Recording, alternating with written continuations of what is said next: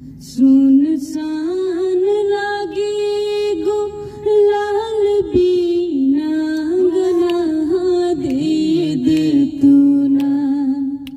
सुनसान लागे गो लाल बीना गना दे तू ना। छठी मैया गोदिया में लालना दे तू ना। छठी मैया गोदिया में लालना दे तू ना। इसका अंतरा है, एक बीरी भर दे तू हमारो अचारवा। अखिया से मई रोजे झलके असरवा। जय जय माँ, जय छठी माँ। एक बीरी भर दे तू हमारो अचारवा। अखिया से मई रोजे झलके असरवा।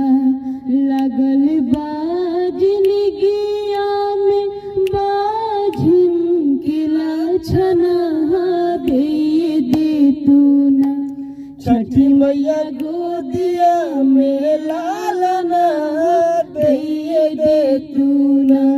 छठी मैया गोदिया में लालना दे तू ना। दूसरा अंतर है, बहुत ही खूबसूरत लिखा गया है। लाइन कुछ ऐसे है कि हर साल करब हमहू तोहरी बरातिया। घटिया पाइब माई करत डांडवतिया। जय जय माँ, जय छठी माँ। हर साल करब हमहू तोहरी बरातिया। घटिया पाइब माई करत डांडवतिया। धाई धाई रोइला माई देखी पालना दे तू ना। छठी मैया गोदिया में लालना दे तू ना। छठी मैया गोदिया में लालना दे तू ना। जय छठी मैया, जय छठी मैया। नमस्कार, प्रणाम। हम गीतकार वशिष्ठ सुनील सुरीला ब्लॉग में आप लोग का स्वागत है। कैसे हैं आप लोग? आप लोगों का आशीर्वाद का कामना है। और आज हम लोग MM स्टूडियो जी दोबारा में प्रिंस मेहता भैया के पास छठी मैया के अच्छा गीत अनामिका कुमारी पूजा जी के मधुर आवाज में हम लोग रिकॉर्ड कर रहे हैं।